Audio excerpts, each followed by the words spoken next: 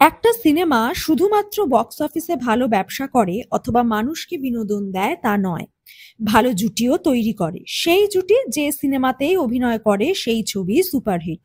যেমন দেব শুভশ্রী জুটি, তাদের অভিনীত প্রায় সব সিনেমাই হিট। তাদের প্রেম জীবন নিয়েও দর্শকদের উৎসাহর অন্ত ছিল না, কিন্তু দুজনের দুটি পথ আলাদা হয়ে যায়। যে যার নিজের মতো ভালো আছেন। ৯ বছর আগে মুক্তি পাওয়ার কথা ছিল ধূমকেতু, দেব শুভশ্রী অভিনীত শেষ ছবি ধূমকেতু।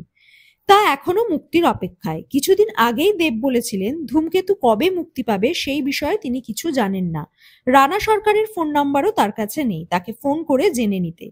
তবে এবারে দর্শকদের জন্য সুখবর, মুক্তি পেতে চলেছে দেব শুভশ্রী অভিনীত ধূমকেতু। সবকিছু ঠিকঠাক থাকলে খুব শীঘ্রই মুক্তি পাবে ছবিটি। ইতিমধ্যেই তার চূড়ান্ত প্রস্তুতিও শুরু হয়ে গেছে।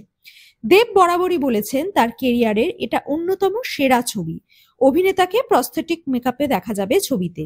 নৈনিতালে শুটিং হয়েছিল, 4 কোটি টাকা খরচ হয়েছিল পুরো ছবির শুটিং করতে, কিন্তু আইনি জটিলতার জন্য মুক্তি পায়নি। ছবির দুই যৌথ প্রযোজক দেব এবং রানা সরকারের মধ্যে বাকবিতণ্ডার জেরেই এত লম্বা সময় ধরে ছবি মুক্তি স্থগিত ছিল। রানা সরকারের সঙ্গে ছবি মুক্তি নিয়ে কথাও হয়েছে দেবের। তিনি বলেন, সবকিছু জানার জন্য আরেকটু অপেক্ষা করতে হবে। আমি আর দেব চেষ্টা করছি ছবিটা রিলিজ করার। দেব রানা সরকারের সঙ্গে একটি ছবি পোস্ট করে উল্টো মুখের ইমোজি দেন। লেখেন, এবার অন্তত ভালো কিছু আশা করা যাক। অনুপম রায়ও সিনেমার গানগুলো হার্ড ডিস্ক থেকে বের করে মিক্সিং করা শুরু করেছেন।